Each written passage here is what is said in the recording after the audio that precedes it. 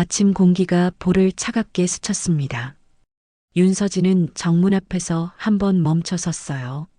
손끝으로 명찰의 핀을 고쳐 달고 글자를 또렷이 읽었습니다. 윤수진 계약직 비서. 낯선 이름이 가슴께에 닿자 마음이 단단해지는 동시에 어딘가 서늘해졌습니다. 오늘부터는 이 이름으로 말하고 듣고 적어야 했습니다. 문을 밀자 안쪽 공기가 한꺼번에 밀려왔습니다. 기름 냄새와 먼지 냄새가 섞여 있었고 바닥은 오래 밟힌 자국이 반질거렸습니다. 사람들은 각자의 속도로 분주하게 움직였습니다. 서류 뭉치를 품에 안은 사람, 손등에 기름 얼룩이 묻은 사람, 눈빛이 피곤하지만 일의 순서를 정확히 알고 있는 사람들. 서진은 스스로의 속도를 의도적으로 낮췄습니다. 처음 보는 공간에서 가장 먼저 실수하는 건 대개 서두르는 사람이었기 때문입니다. 신입이죠? 저쪽에 앉아요. 박 부장의 짧고 거친 말이 먼저 다가왔습니다. 네, 윤수진입니다. 서진은 고개를 숙여 인사하고 안내받은 책상 앞에 섰습니다. 오래된 키보드, 모서리가 다른 계산기, 커피 얼룩이 희미하게 남은 컵받침. 그녀는 손수건으로 표면을 한번 닦고 펜에 잉크를 시험하듯 흰 메모지에 얇은 선을 그었습니다. 작은 준비가 마음을 진정시켰습니다. 준비된 사람은 흔들려도 오래 흔들리지 않으니까요. 시선을 넓히자 작업대 끝에서 규칙적인 동작이 보였습니다. 남자 하나가 분량 상자를 옮기고 표를 대조하고 있었습니다. 숫자를 세고 다시 확인하고 근거를 짧은 글씨로 남기는 손놀림에 과장된 흔들림이 없었죠. 정도윤이었습니다. 딸 할인이 사랑한다고 말하던 남자, 서진이 직접 확인하려고 이곳까지 들어온 이유였습니다. 서진은 시선을 오래 두지 않으려 했지만 손끝의 호흡이 자꾸 눈을 끌었습니다. 빠르지 않지만 빈틈이 없는 움직임, 과장되지 않지만 책임이 느껴지는 자세. 그녀는 마음속으로 짧게 적었습니다. 동작 일정, 시선 한 점, 말수 적음. 사람을 판단할 때 말보다 반복되는 작은 습관이 더 정확하다는 걸 그녀는 오래전부터 배워왔습니다. 오전 내내 서진은 서류 체계를 익혔습니다.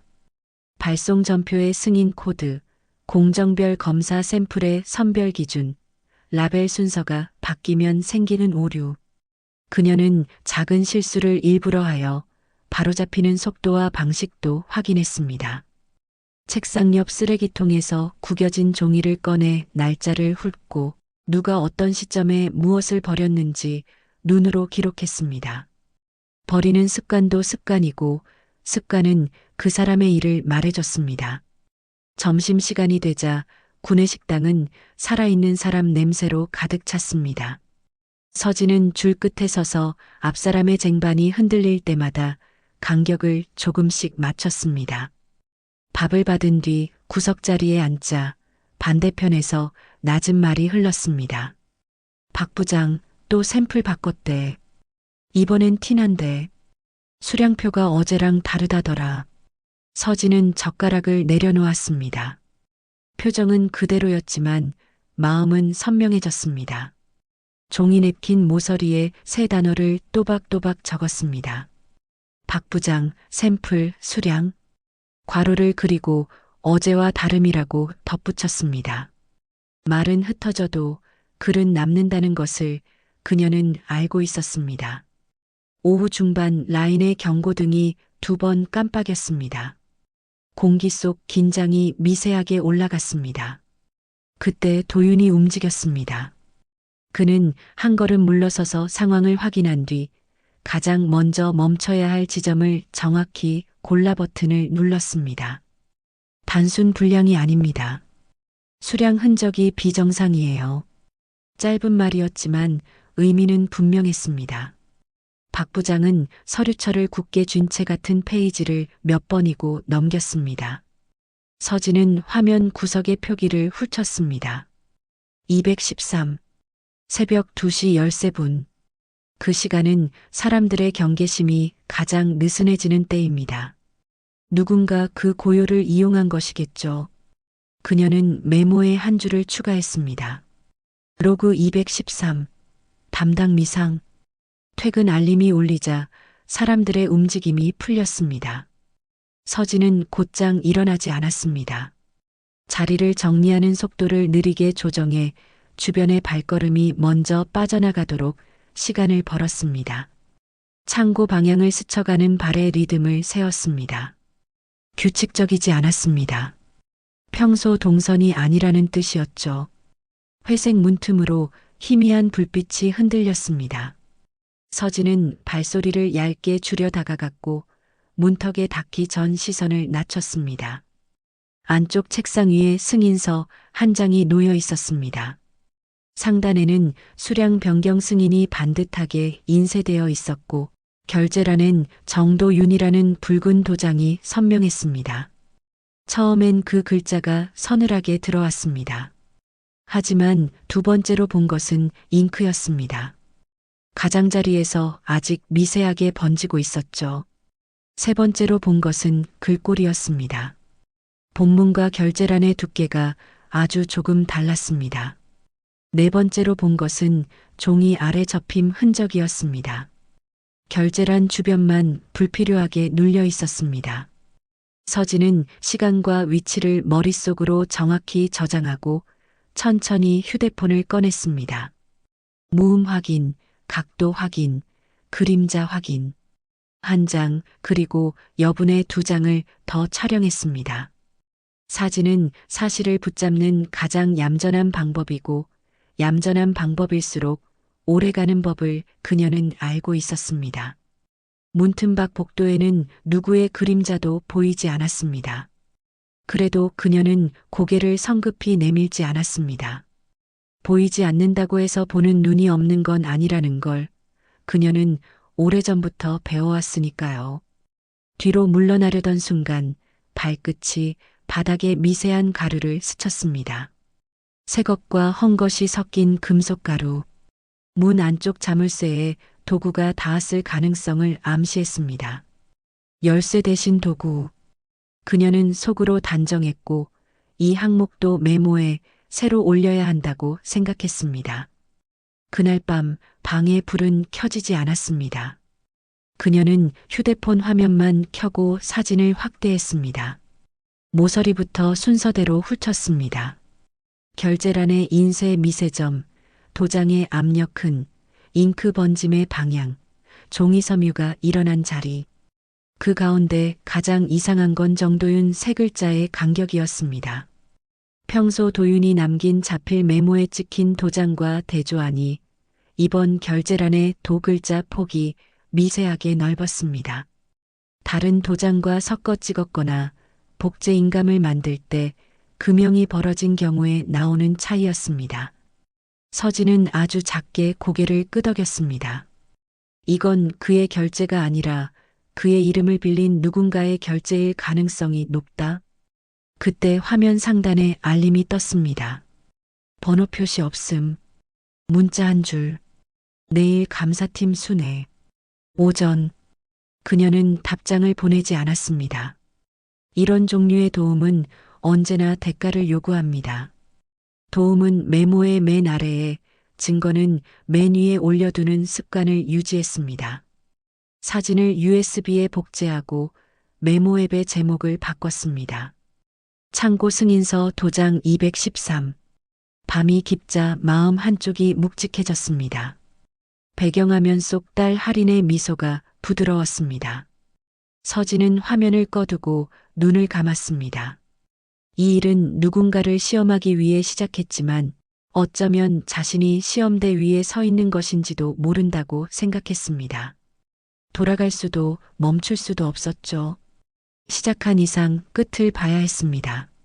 내일 아침 확인할 항목을 머릿속으로 차례대로 세웠습니다.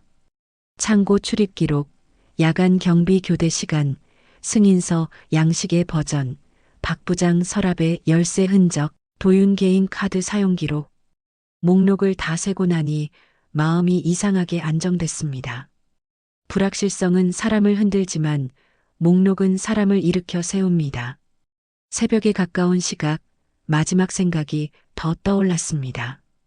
승인서 시리얼 번호. 낮에 본 폐기 서류 뭉치와 밤에 본 승인서의 번호 자릿수가 달랐습니다. 번호 앞자리 규칙이 다르면 발급 소스가 다르다는 뜻입니다. 그녀는 몸을 일으켜 침대 옆 메모지에 큼직하게 적었습니다. 시리얼 자릿수 불일치, 내부 발급 아님 가설. 글자를 다 쓰자 마음이 더 이상 흔들리지 않았습니다. 동이 트기 전 창문을 조금 열었습니다. 먼저 들어온 건 차가운 공기, 다음은 결심이었습니다.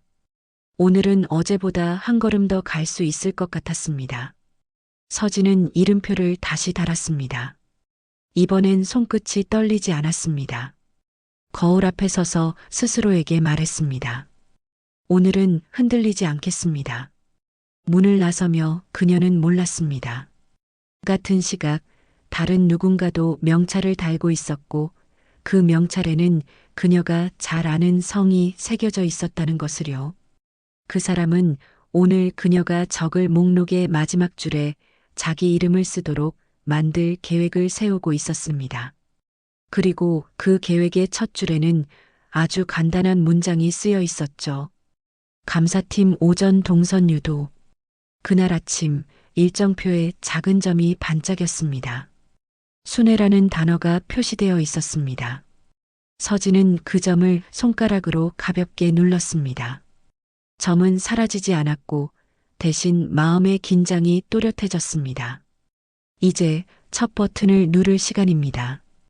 그녀는 출입기록 열람 신청서를 접수했습니다. 접수번호의 맨 끝자리가 어젯밤 승인서의 시리얼과 이상하게 닮아 있었습니다. 이 우연을 우연으로 남길 수는 없었습니다. 공장의 하루는 늘 비슷했습니다. 하지만 그날은 공기부터 달랐습니다. 조용해야 할 기계음 사이로 묘한 정적이 흘렀습니다. 마치 누군가가 숨을 죽이고 있는 것처럼요.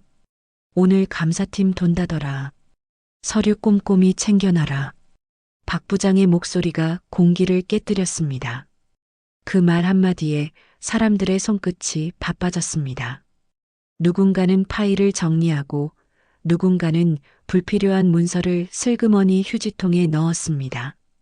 서진은 그 모습을 눈으로 훑었습니다. 모두가 바쁘지만 모두가 어딘가 불안했습니다. 불안은 숨길수록 냄새가 납니다. 그 냄새를 맡는 게 그녀의 일이고 오늘은 유난히 짙었습니다. 윤수진 씨, 낮고 조용한 목소리였습니다. 고개를 들자 정도윤이 서 있었습니다. 이 로그 좀 봐주세요. 그는 컴퓨터 화면을 돌렸습니다. 모니터에는 숫자와 시간들이 끝없이 이어져 있었죠. 그중 하나 213이 붉은색으로 표시되어 있었습니다. 이 시간에 제 계정으로 접근한 기록이 있습니다. 그런데 저는 그 시간에 출입 기록이 없어요. 도윤은 담담하게 말했지만 눈빛은 흔들리지 않았습니다. 그 눈빛이 오히려 서진을 불안하게 했습니다. 그가 진심인지 아니면 연기인지 그녀는 판단을 유보했습니다. 이 흔적 누가 남긴 걸까요? 그걸 알고 싶어서요. 짧은 대화였지만 둘 사이에 묘한 긴장이 맴돌았습니다. 서진은 그 자리에서 아무 말도 하지 않았습니다. 대신 메모장을 열어 한 줄을 적었습니다. 213. 로그 조작 가능성. 접근자 미상. 점심 무렵 서류실 앞에서 박 부장이 누군가와 통화하는 소리가 들렸습니다. 감사팀 오면 말 잘 맞춰야 돼. 알지? 이번엔 수량권이야. 그는 전화를 끊자마자 누군가를 쏘아보며 말했습니다. 윤수진 씨, 서류는 신입이 정리하지 말아요. 손대지 말고 그대로 둬.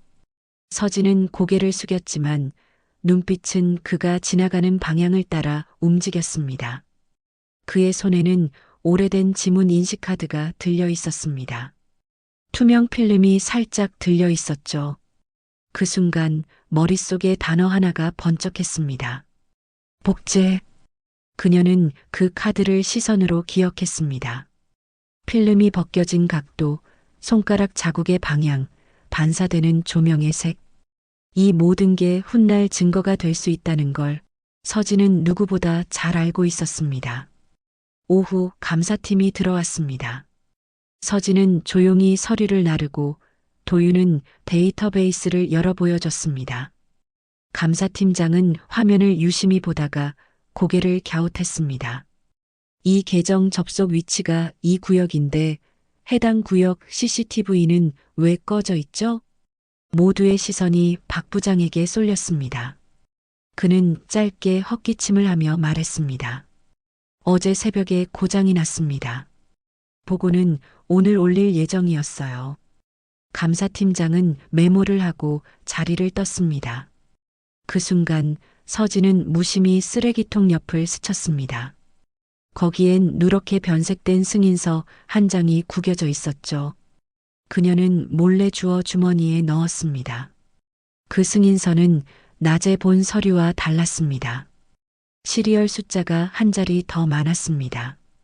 그리고 오른쪽 하단에는 희미하게 다른 도장이 찍혀 있었습니다. 정도윤. 하지만 이번에는 글자가 아주 조금 기울어져 있었습니다. 밤이 되자 서진은 숙소에서 두 장의 승인서를 나란히 놓았습니다. 하나는 낮에 본 것, 하나는 쓰레기통에서 건진 것. 번호, 글꼴, 잉크 번짐, 종이 질감. 모든 걸 눈으로 비교했습니다. 그리고 확신했습니다. 누군가 일부러 나한테 보여준 거야. 그녀는 창문을 닫고 불을 껐습니다. 방 안은 어둡고 조용했습니다. 그런데 마음속엔 이상하게 누군가의 발소리가 들리는 것 같았습니다. 천천히 귓가에 가까워지는 소리. 속마음으로는 진실을 밝히는 건 쉽지 않아요. 하지만 진실을 숨기는 건 더 어렵죠. 그 둘의 싸움이 내일부터 시작될 겁니다. 그녀는 다음 날 새벽 승인서의 원본이 보관된 기록 보관실로 향합니다. 그 문 안에는 이미 누군가가 먼저 와 있었습니다. 새벽 5시 공장은 여전히 어둠에 잠겨 있었습니다. 출입문 앞에 보안등이 간헐적으로 깜빡였고 먼지 낀 유리문 사이로 희미한 실내 불빛이 스며나왔습니다. 서진은 조심스럽게 카드를 인식기에 대었습니다. 삑 가벼운 전자음이 울렸지만 문은 쉽게 열리지 않았습니다. 세 번째 시도에서야 문이 철컥하고 열렸습니다. 기록 보관실 안은 싸늘했습니다.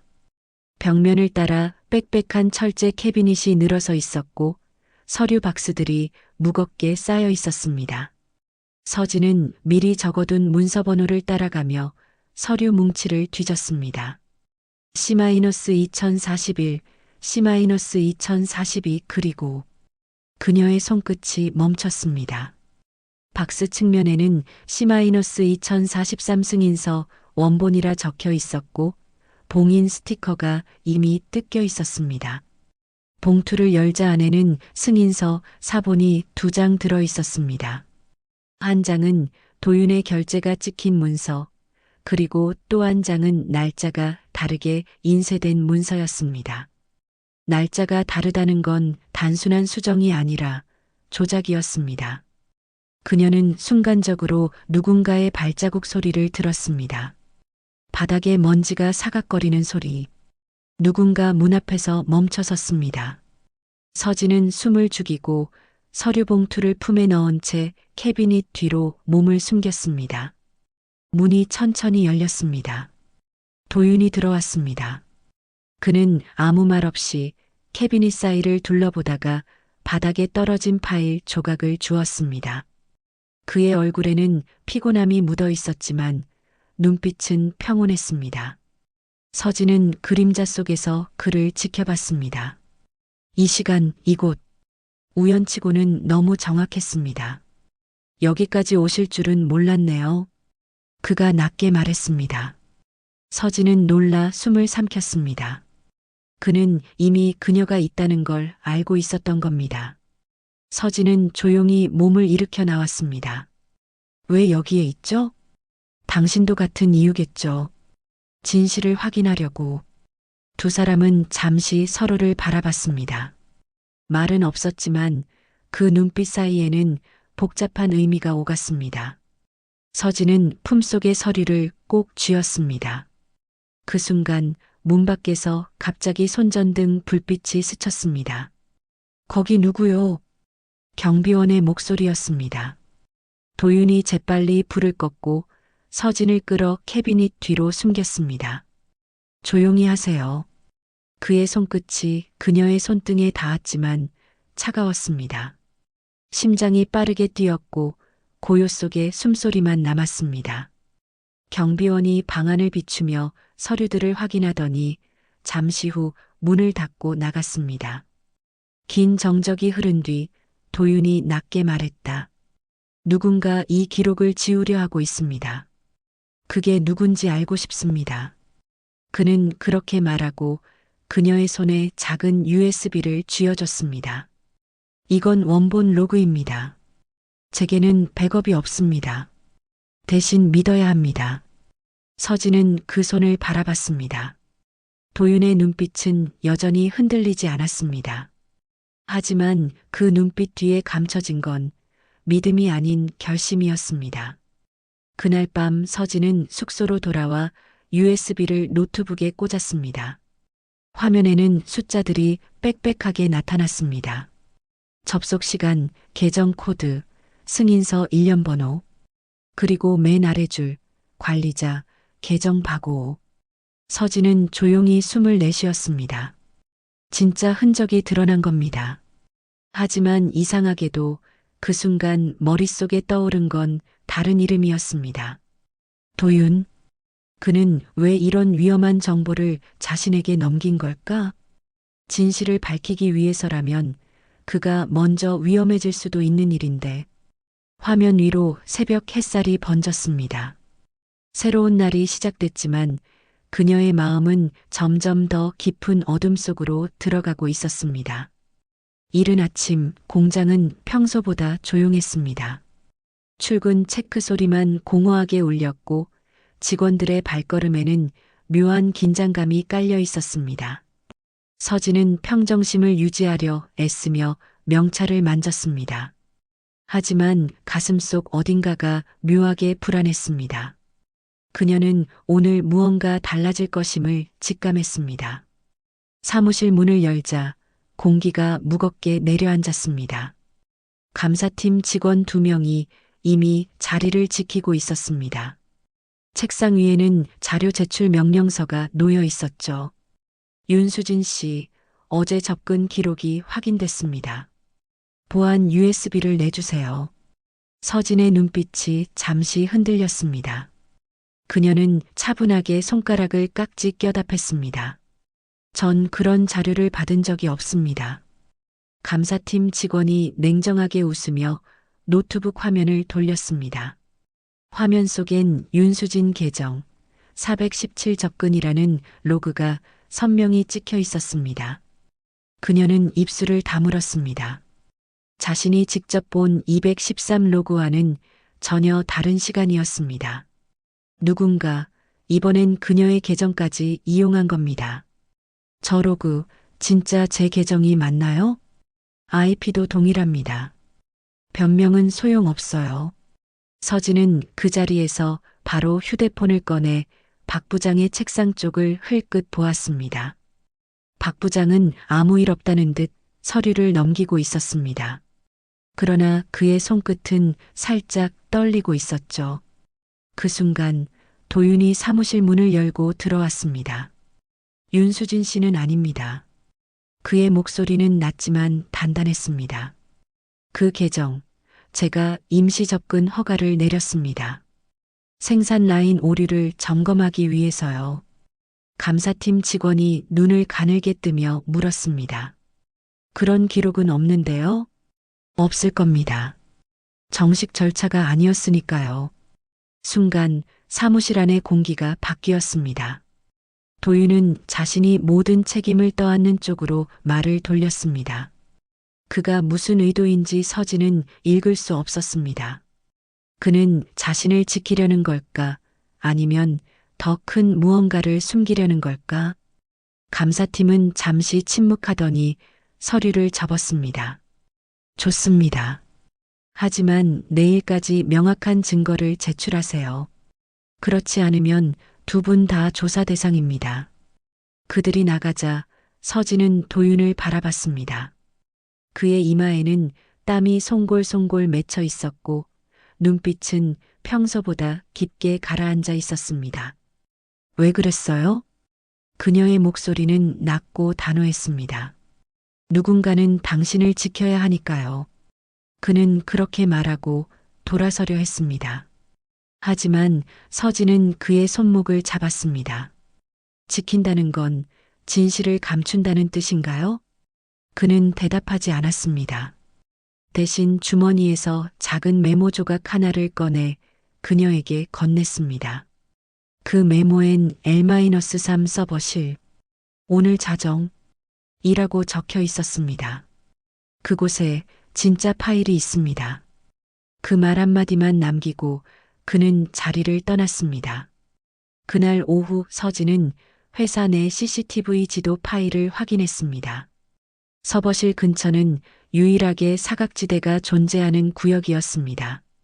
자정, 그곳에서 도윤과 무슨 일이 벌어질지 그녀는 모르는 척하면서 마음속에 단 하나의 결심을 세웠습니다.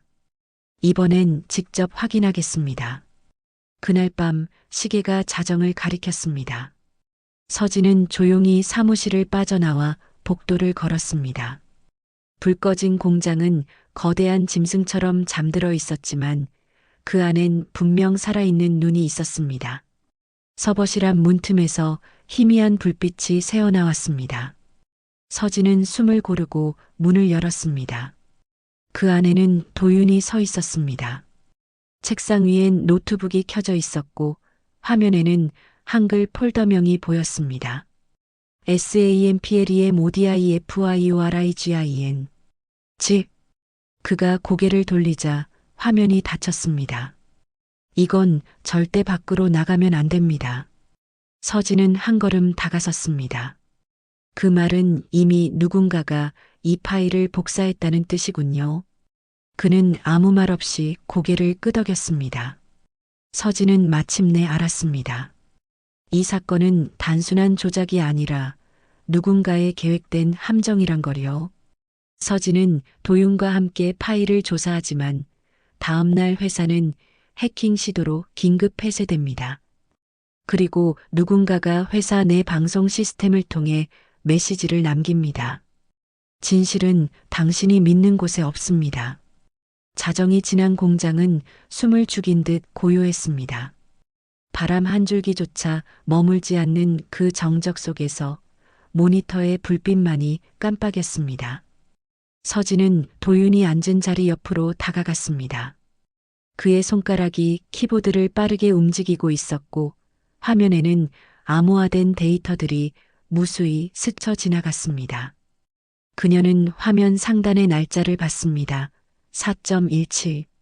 며칠 전 감사팀이 문제 삼았던 바로 그날이었습니다. 이 파일 삭제 기록이 남아있지 않아요.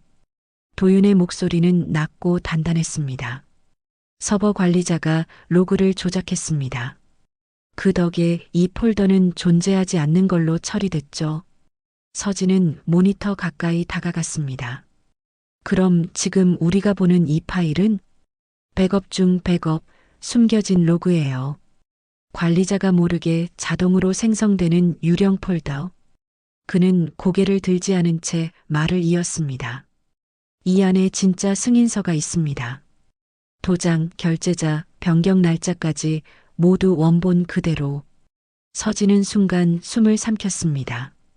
이걸 세상에 내놓는다면 박 부장만이 아니라 그 위의 사람들까지도 무너질 수 있었습니다. 그러나 그때 화면이 갑자기 깜빡였습니다. 노트북의 불빛이 푸른색으로 바뀌고 자동 로그아웃 창이 떴습니다. 누가 접근했어요. 도윤이 자리에서 일어섰습니다. 서진은 본능적으로 주변을 둘러봤습니다.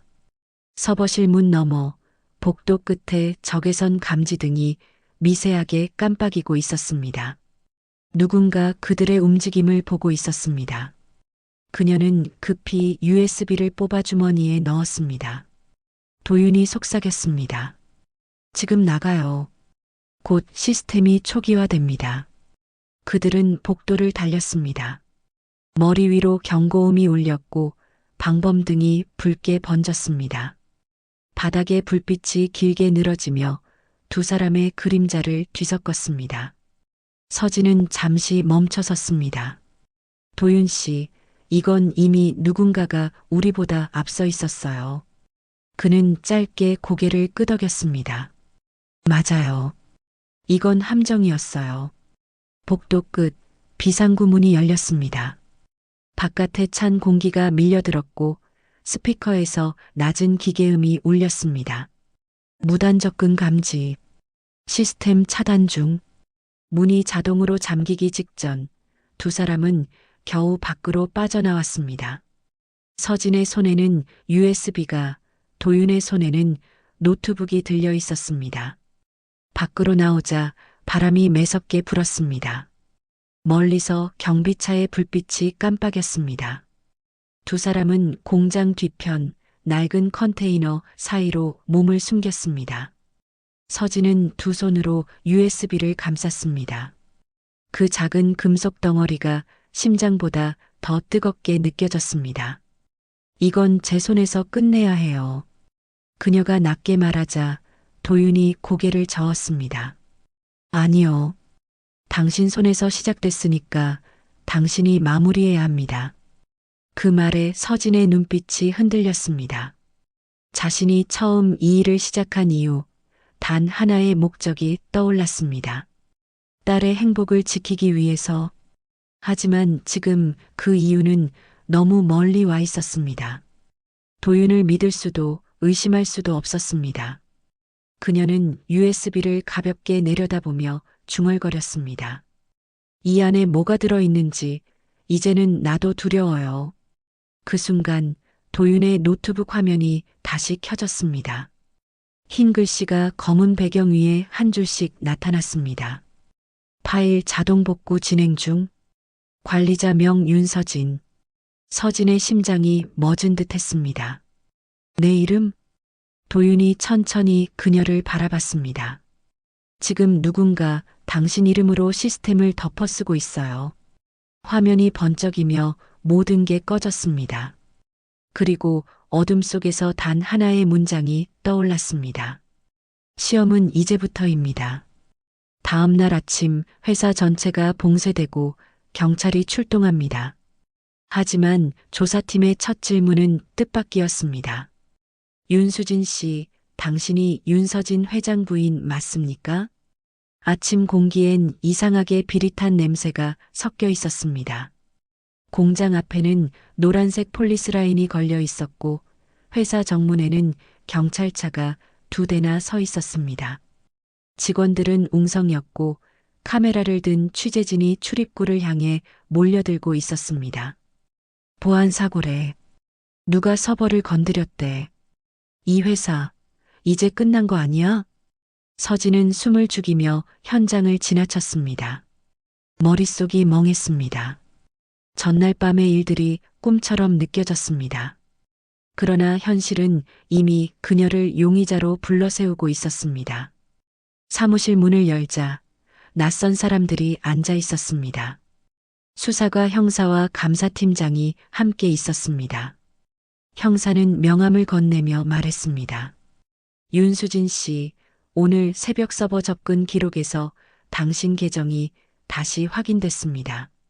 서진의 손끝이 미세하게 떨렸습니다. 또 제 계정인가요? 이번엔 로그뿐 아니라 CCTV에도 찍혔습니다. 형사는 태블릿을 돌렸습니다. 화면에는 새벽 2시 서버실 앞을 지나가는 여성이 잡혀 있었습니다. 긴 머리, 점퍼 차림, 그리고 명찰. 윤수진. 이건 조작이에요. 서진의 목소리가 흔들렸습니다. 그녀는 도윤을 바라봤지만 그는 아무 말 없이 고개를 숙이고 있었습니다. 형사가 다시 물었습니다. 그럼 이건 뭐죠? 윤서진 회장 부인이라는 이름으로 회사에 들어온 기록이 있던데요. 순간 사무실 안이 얼어붙었습니다. 감사팀장이 놀란 얼굴로 고개를 들었습니다. 박 부장의 눈빛이 서서히 바뀌었습니다.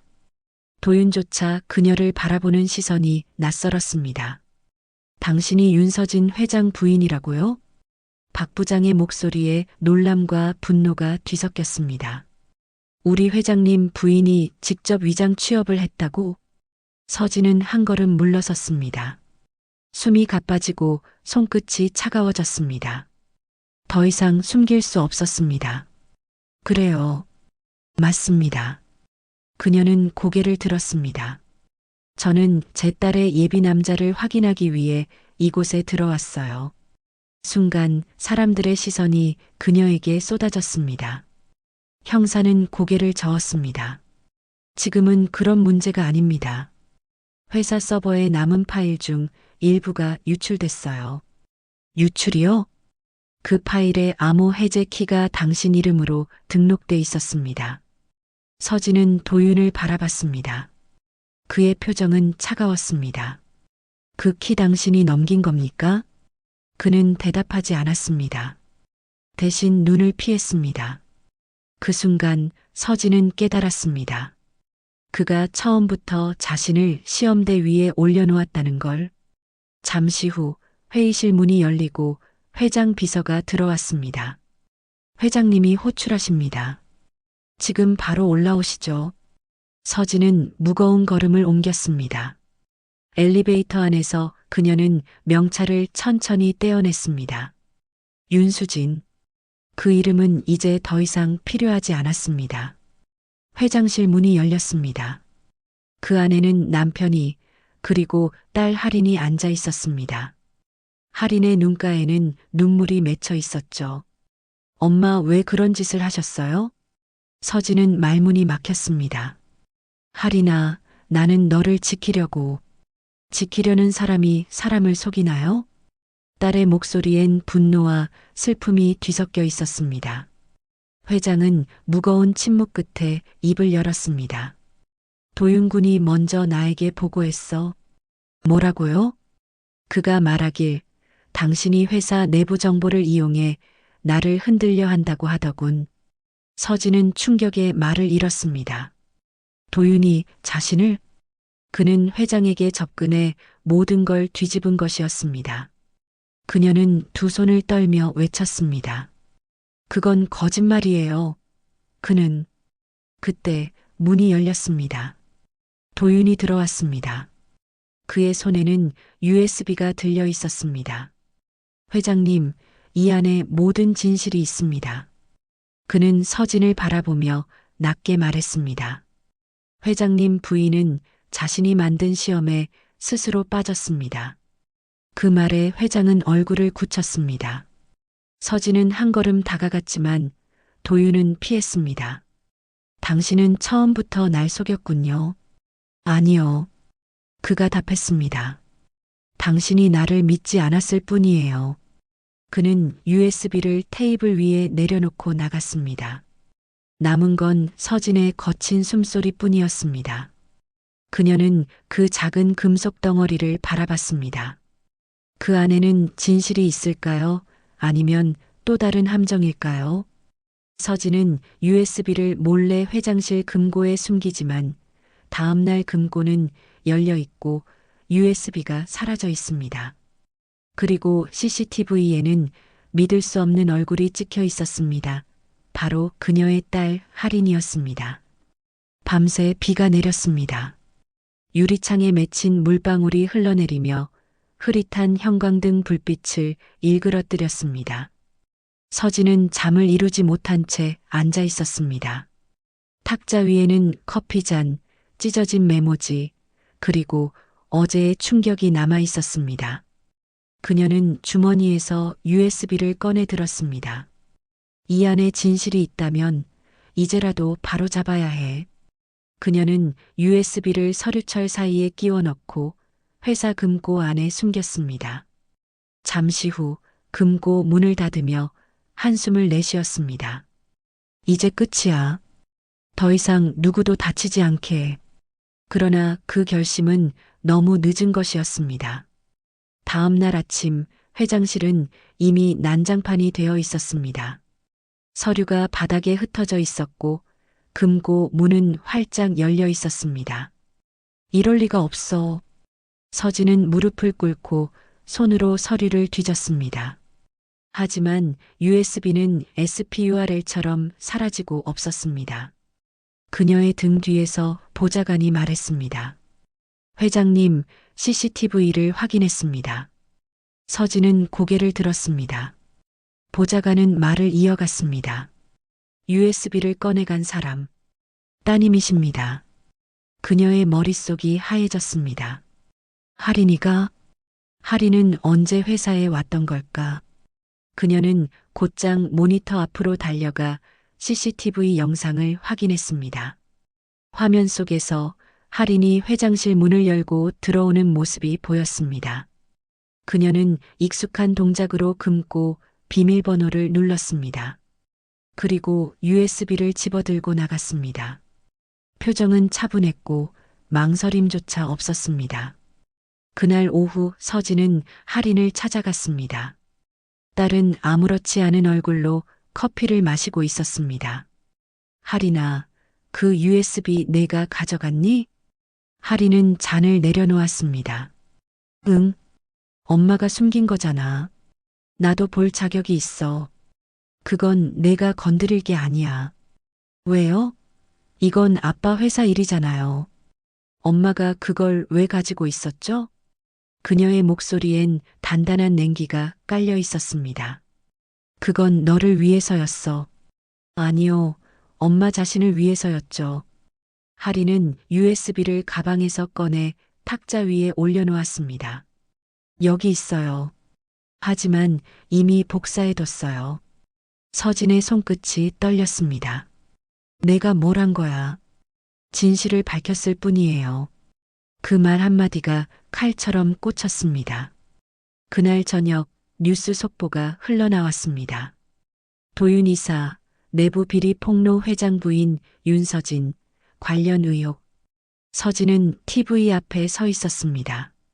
하리는 방 안에서 문을 닫은 채 전화 통화를 하고 있었습니다. 네, 파일은 전달됐어요. 기자님, 사실대로 써주세요. 그녀는 더 이상 어머니가 아니었습니다.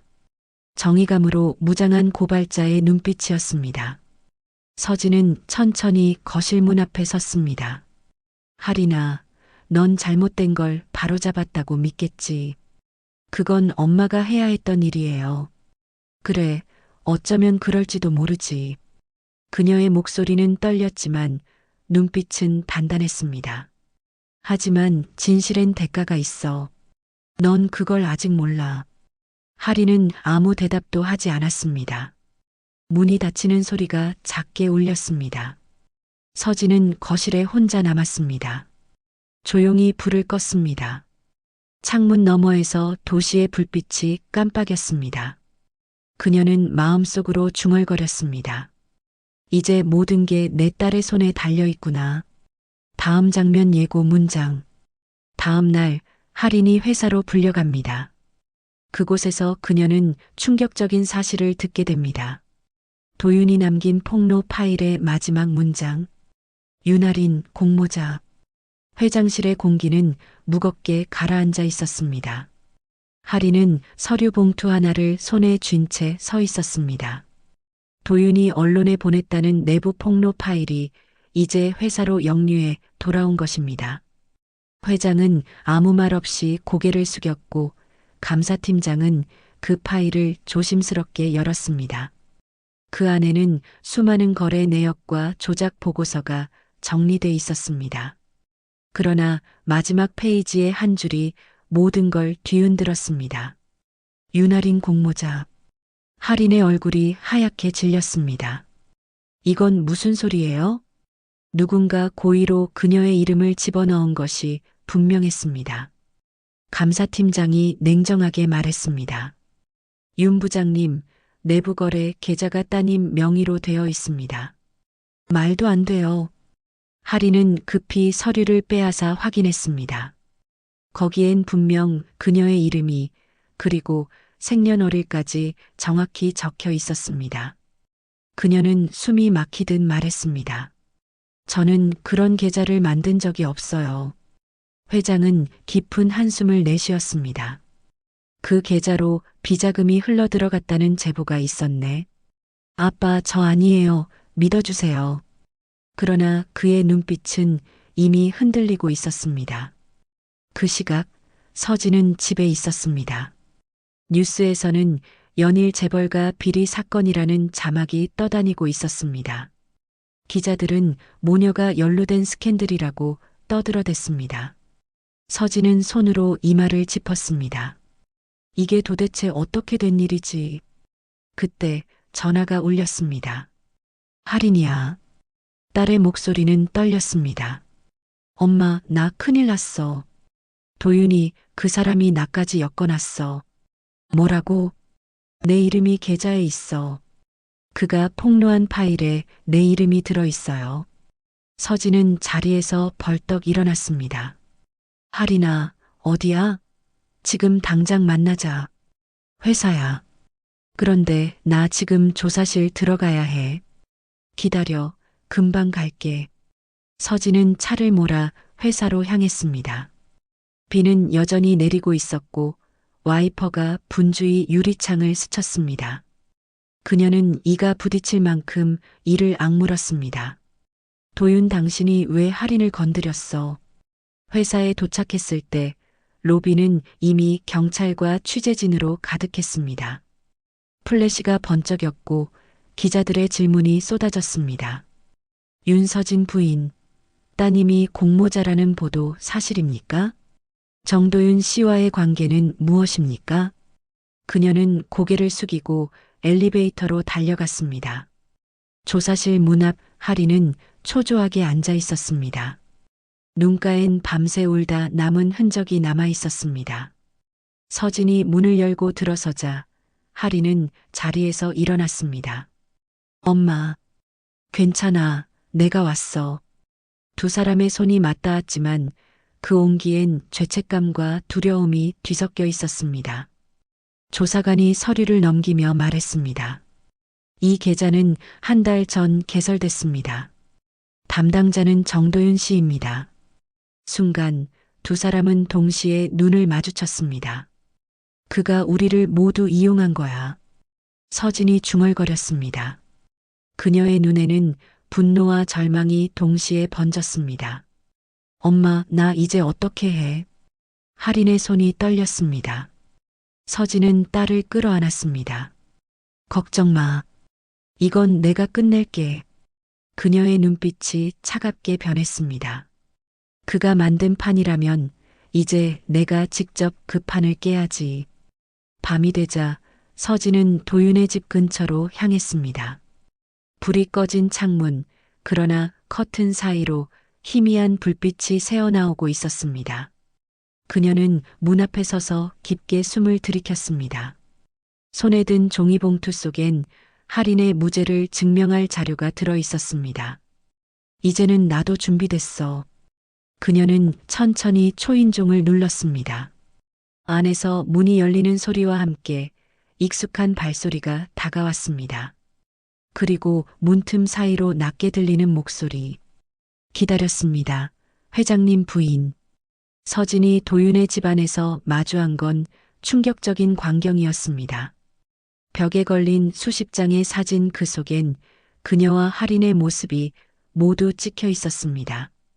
문이 열리자 싸늘한 공기가 흘러나왔습니다. 서진은 조심스레 발을 들였습니다. 도윤의 집안은 정리정돈이 완벽했습니다. 모든 것이 각 잡혀 있었고 서류함엔 날짜별로 꼼꼼히 라벨이 붙어 있었습니다. 하지만 가장 충격적인 것은 거실 벽이었습니다. 그곳엔 수십 장의 사진이 빽빽하게 붙어 있었죠. 할인이 출근하는 모습, 서진이 모임에 참석하는 모습, 그리고 두 사람의 가족여행 사진까지 모두 몰래 찍힌 것이었습니다. 서진의 손끝이 차갑게 굳었습니다. 그녀는 떨리는 손으로 벽에 사진을 하나 떼어냈습니다. 사진 뒷면엔 짧은 메모가 적혀 있었습니다. 관찰 대상 1 행동 패턴, 감정 기복 일정함, 신뢰 가능, 관찰 대상 2 감정 폭발형, 약점 가족. 그녀는 숨이 막혔습니다. 나를 감시했다고? 뒤에서 발소리가 들렸습니다. 당신이 먼저 시작했죠. 나는 단지 따라갔을 뿐입니다. 도윤이 어두운 복도에서 걸어 나왔습니다. 그의 눈빛은 낯선 차가움으로 가득했습니다. 왜 이런 짓을 한 거죠? 당신이 내 인생을 망쳤으니까요. 서진은 이해할 수 없다는 듯 고개를 저었습니다. 난 당신을 모릅니다. 그렇죠. 하지만 제 어머니는 당신을 알고 있었죠. 그의 말이 공기 중에 얼어붙었습니다. 당신이 운영했던 장학재단 기억하시죠? 그곳에서 제 어머니가 일했어요. 그리고 하루아침에 해고당했습니다. 당신 남편이 저지른 횡령의 책임을 떠안고 서진의 숨소리가 거칠어졌습니다. 그건 내가 모르는 일이었어요. 모른 척했겠죠. 그게 더 편하니까. 그의 입가에 비웃음이 번졌습니다. 난 그때부터 결심했어요. 당신이 믿는 세상, 그 허울 좋은 정의를 무너뜨리겠다고. 서진은 말을 잃었습니다. 그래서 우리 가족을 이용한 거군요. 이용이 아니라 되갚음이죠. 할인까지 엮은 이유가 뭐죠? 도윤의 표정이 잠시 흔들렸습니다. 그 아이는 당신과 달랐어요. 무슨 뜻이죠? 그 아이는 순수했어요. 처음엔 복수의 도구였지만 점점 내가 더 이상 선을 넘을 수 없게 만들었죠. 그의 목소리가 낮게 흔들렸습니다. 서진은 잠시 눈을 감았습니다. 그래서 계좌를 조작해 할인을 공모자로 만들었군요. 그건 나도 원치 않았습니다. 하지만 이미 일이 그렇게 흘러버렸어요. 그럼 지금이라도 바로 잡아요. 이제 늦었어요. 모든 자료는 언론에 넘겨졌습니다. 서진은 한 걸음 다가갔습니다. 도윤 씨, 당신이 진짜 원한 게 복수입니까? 아니면 용서입니까? 그의 눈이 잠시 흔들렸습니다. 용서받을 자격은 없어요. 아니요. 우리 모두 그래요. 누군가의 선택 때문에 누군가의 잘못을 짊어진 채 사는 사람들. 그녀의 목소리는 단단했지만 눈빛은 슬펐습니다. 당신 어머니의 고통, 이제야 알겠어요. 하지만 내 딸은 그 죗값을 치를 이유가 없어요. 잠시 침묵이 흘렀습니다. 그때 도윤이 서랍을 열었습니다. USB 하나가 들어 있었습니다. 이게 마지막이에요. 당신 남편의 진짜 비리, 그리고 내가 감춘 모든 증거. 그는 USB를 건넸습니다. 이걸 공개하면 모든 게 끝나요. 하지만 동시에 당신 가문도 무너질 겁니다. 서진은 그것을 손에 쥐었습니다. 그래도 진실은 밝혀져야 하죠. 그녀의 손끝에 힘이 들어갔습니다. 그가 마지막으로 말했습니다. 당신은 강하군요. 하지만 잊지 마요. 진실은 누군가의 삶을 구하기도 하지만 누군가를 완전히 파괴하기도 하죠. 그 말이 끝나자 창문 밖에서 사이렌 소리가 들렸습니다. 경찰이 들이닥치고 있었습니다. 도윤은 미소를 지었습니다. 이제 끝이네요. 그는 조용히 손을 들어 올렸습니다. 서진은 뒤돌아섰습니다. 그녀의 눈에서 눈물이 한 줄기 흘렀습니다. 도윤이 체포된 후 서진은 남편의 비밀 계좌를 추적하며 마침내 숨겨진 재단 비리의 중심으로 향합니다. 새벽이 밝아오기 전 서울 도심은 비로 젖어 있었습니다. 가로등 불빛이 젖은 도로 위에서 반사되며 도시의 숨결을 은밀히 드러냈습니다. 서진은 무거운 코트를 걸치고 차량에 올랐습니다. 손에는 도윤이 남긴 USB가 쥐어져 있었습니다. 그녀는 그것을 노트북에 연결하며 숨을 고르듯 말을 중얼거렸습니다. 이제 진짜가 뭔지 봐야죠. 파일이 열리자 화면에는 수백 개의 재단 송금 기록이 나타났습니다. 수십억 원의 금액이 매달 다른 해외 계좌로 이체되고 있었습니다. 그중 일부는 그녀가 한때 설립했던 희성장학재단으로 연결되어 있었습니다. 그리고 그 재단의 이름 아래엔 낯익은 서명이 있었습니다. 서명자 윤성호. 그녀의 남편이었습니다. 서진은 손을 떨며 화면을 확대했습니다. 모니터 속에는 그녀가 한때 믿었던 사람들의 이름이 줄줄이 나열돼 있었습니다.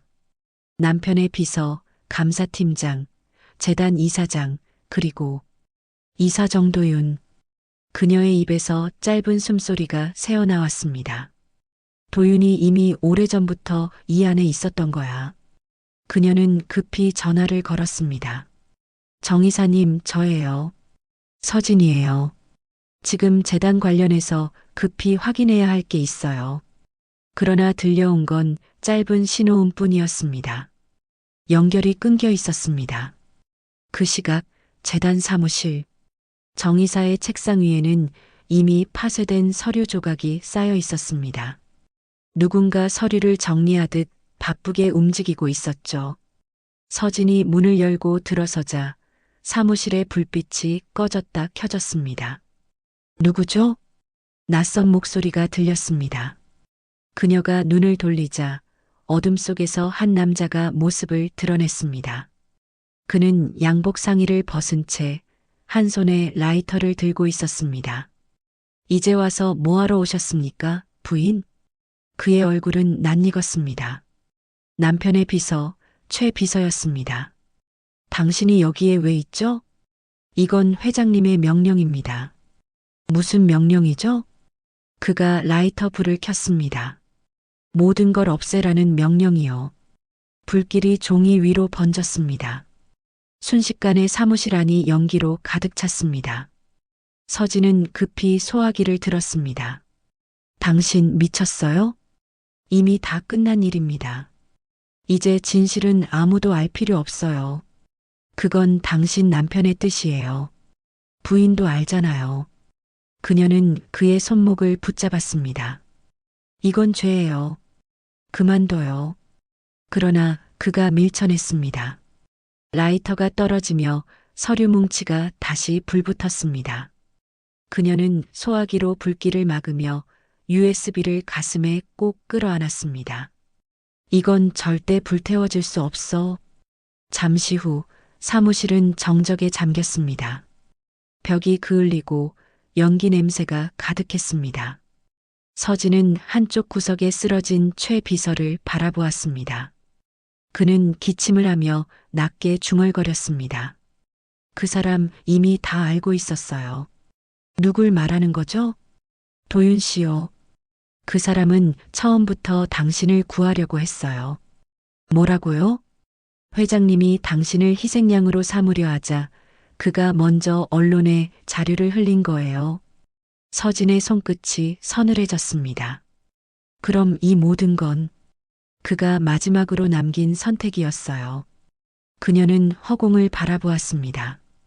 도윤의 마지막 눈빛이 떠올랐습니다. 그 눈빛엔 분노가 아닌 슬픔이 서려 있었죠. 당신은 끝까지 나를 시험했군요. 그녀는 천천히 주머니에서 휴대폰을 꺼냈습니다. 이제 모든 걸 공개하겠습니다. 남편이든 재단이든 나 자신이든. 그녀의 손이 떨렸습니다. 하지만 눈빛은 더 이상 흔들리지 않았습니다. 밖으로 나왔을 때 새벽의 공기는 차가웠습니다. 비가 먹고 하늘은 희미하게 밝아오고 있었습니다. 서진은 USB를 가슴에 품은 채 걸음을 옮겼습니다. 그녀는 이제 더 이상 회장 부인도 재벌가의 여인도 아니었습니다. 진실을 밝히는 단 한 사람으로 서 있었습니다. 새벽 뉴스는 재단 비리 폭로로 떠들썩해지고 서진은 기자회견장으로 향합니다. 하지만 그곳에서 그녀를 기다린 건 남편의 뜻밖의 등장입니다. 아침 뉴스는 재단 비리 폭로로 가득했습니다. 희성재단 수백억 비자금 의혹, 내부 고발자 존재 확인, 재벌가 모녀 의혹의 중심에 서진은 TV 화면 앞에 잠시 서 있었습니다. 방송을 통해 자신이 내부 제보자로 거론되고 있었죠. 하지만 이제는 숨지 않기로 결심했습니다. 모든 걸 끝내야 해. 그녀는 단정히 머리를 빗고 검은 정장을 입었습니다. 그리고 조용히 기자회견장으로 향했습니다. 기자회견장은 이미 수십 명의 취재진으로 붐비고 있었습니다. 플래시 불빛이 번쩍이고 기자들이 일제히 질문을 쏟아냈습니다. 부인, 비자금 의혹 인정하십니까? 남편의 범행을 알고 있었습니까?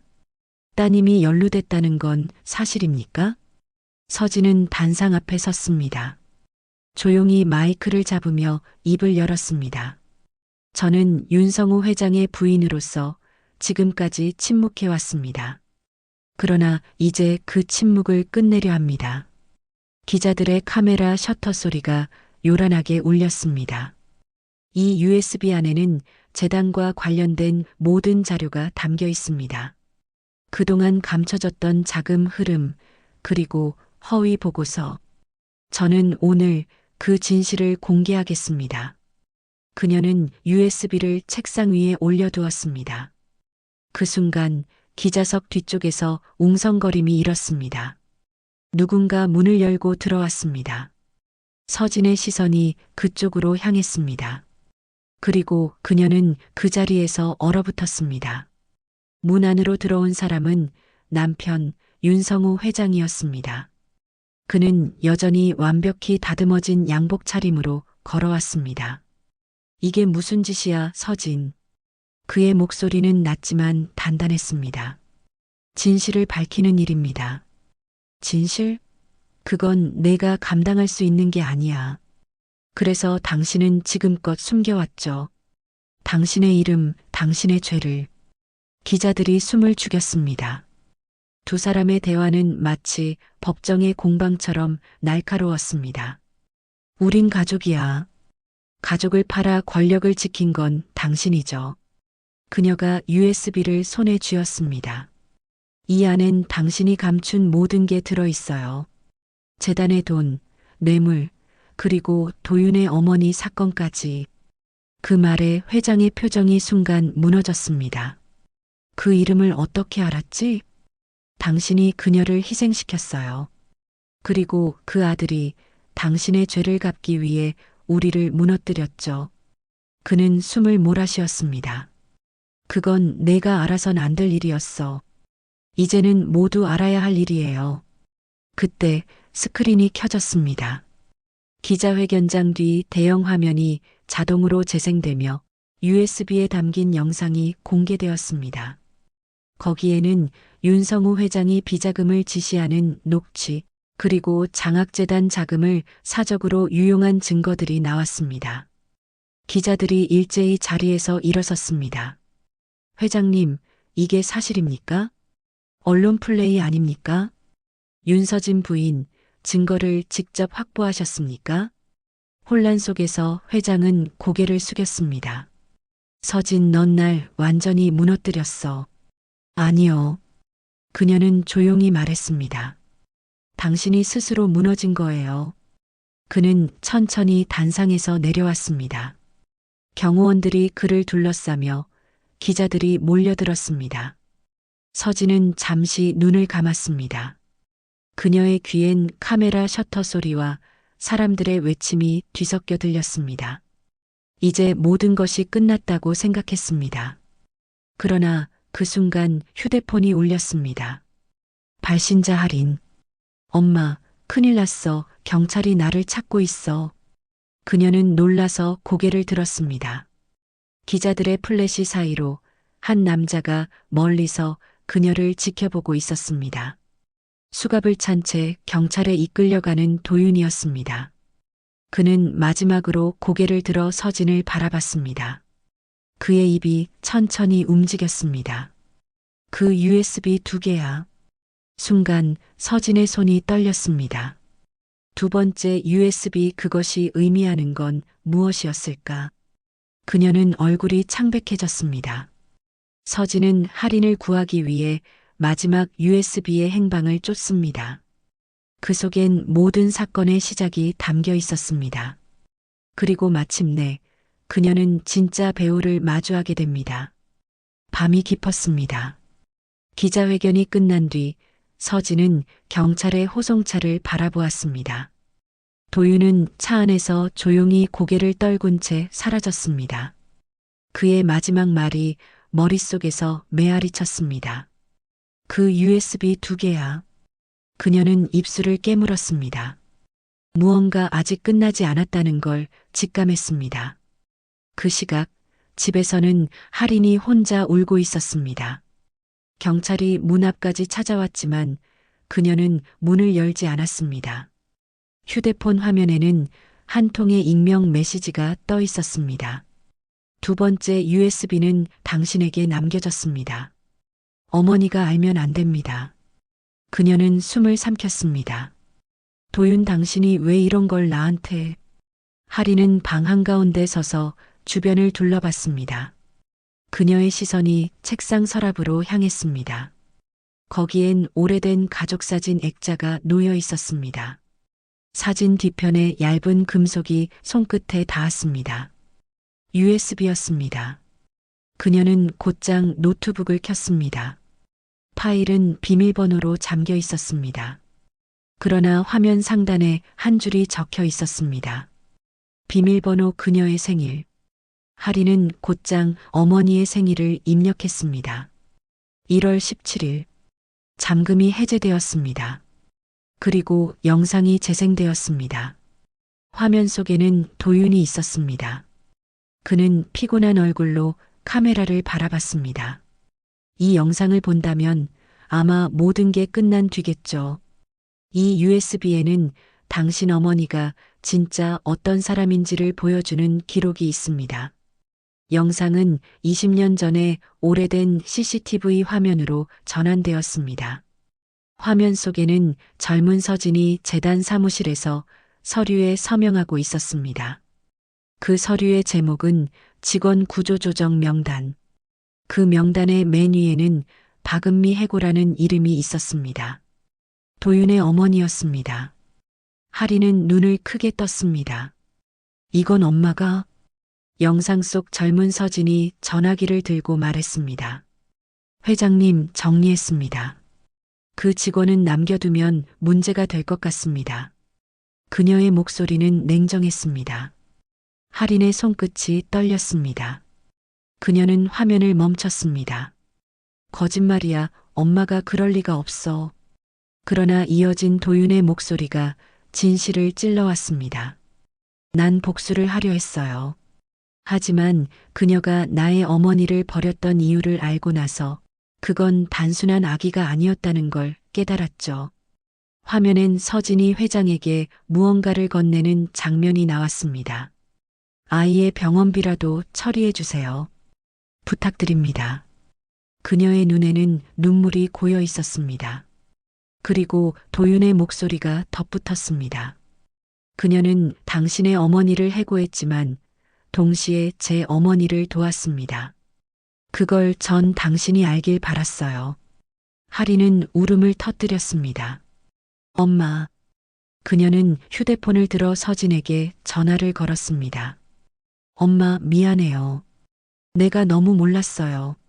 할인아, 무슨 일이야? 도윤이 당신을 지키려 했어요. 그리고 당신도 그를 미워하지 않았죠. 그렇죠? 서진은 한참 동안 말을 잇지 못했습니다. 그래. 그 아이를 처음 봤을 때 나는 그 눈빛을 어딘가에서 본 것 같았어. 도윤의 어머니? 그래. 나에게 도움을 청했던 여인이었어. 그녀의 목소리는 떨렸습니다. 결국 이건 우리가 모두 만들어낸 비극이었구나. 다음 날 아침 서진은 경찰서 앞에 섰습니다. 도윤은 구치소로 이송되기 전 마지막 면회를 허락받았습니다. 두 사람은 두꺼운 유리창 너머로 마주 보았습니다. 이제 알았어요. 그녀가 말했습니다. 당신이 왜 이 모든 일을 했는지. 도윤은 미소를 지었습니다. 늦었네요. 그래도 고마워요. 당신 덕분에 나는 다시 인간으로 돌아왔어요. 그는 고개를 숙였습니다. 그럼 됐습니다. 이제는 저 대신 따님을 지켜주세요. 며칠 후 기자회견장에 다시 선 서진. 이번엔 플래시도 기자의 질문도 없었습니다. 그녀는 고개를 숙이며 말했다.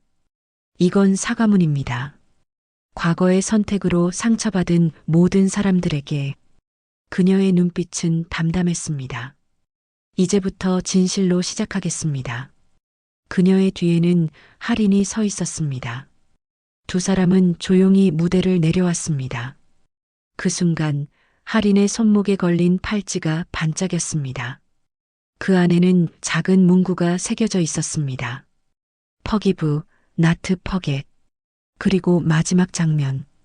도윤이 수감된 교도소 운동장, 봄 햇살이 비치고 있었습니다. 그는 고개를 들어 하늘을 바라보았습니다. 눈을 감으며 속삭였습니다. 이제 그녀가 진짜 시험을 통과했네요. 멀리서 새 한 마리가 날아올랐습니다. 그의 얼굴엔 오래된 평화가 번졌습니다. 누군가는 복수를 택하고 누군가는 용서를 택한다. 그러나 결국 진실은 우리를 같은 곳으로 데려온다. 그곳은 끝이 아니라 또 다른 시작이다.